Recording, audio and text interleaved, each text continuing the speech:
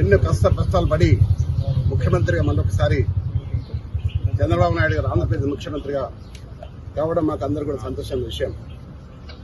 ఆనాడు ఎన్టీ రామారావు పాలన మళ్లీ రావాలని ఈ తెలంగాణలో కూడా మళ్లీ ఎన్టీ రామారావు ఏ విధంగానైతే పేద బడుగు వర్గాల ఆశాజ్యోతిగా నిలిచాడో ఆ విధంగా చేయాలన్న ఉద్దేశంతో ఈరోజు వారికి కలవడం జరిగింది.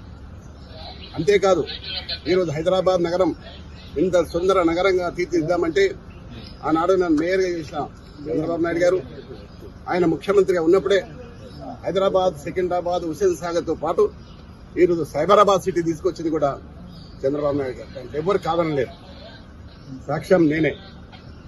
ఈ హైదరాబాద్ నగరంలో clean and green the best city award, the best tourism award తీసుకొచ్చింది కూడా చంద్రబాబు నాయుడు గారు.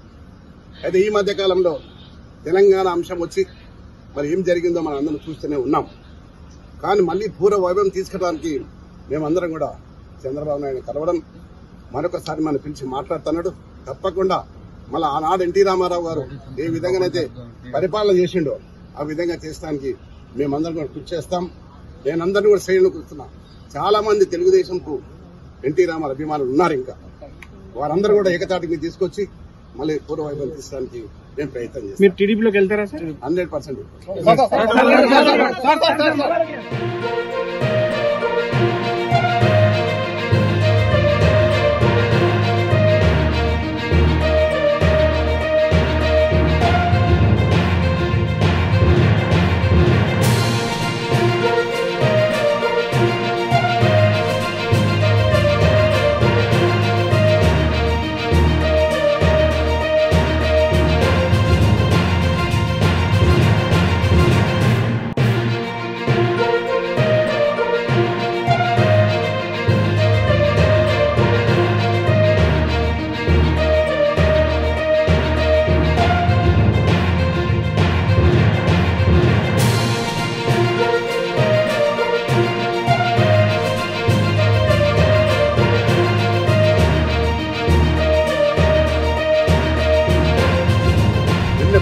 కష్టాలు పడి ముఖ్యమంత్రిగా మరొకసారి చంద్రబాబు నాయుడు గారు ఆంధ్రప్రదేశ్ ముఖ్యమంత్రిగా కావడం మాకు అందరూ కూడా సంతోషమైన విషయం.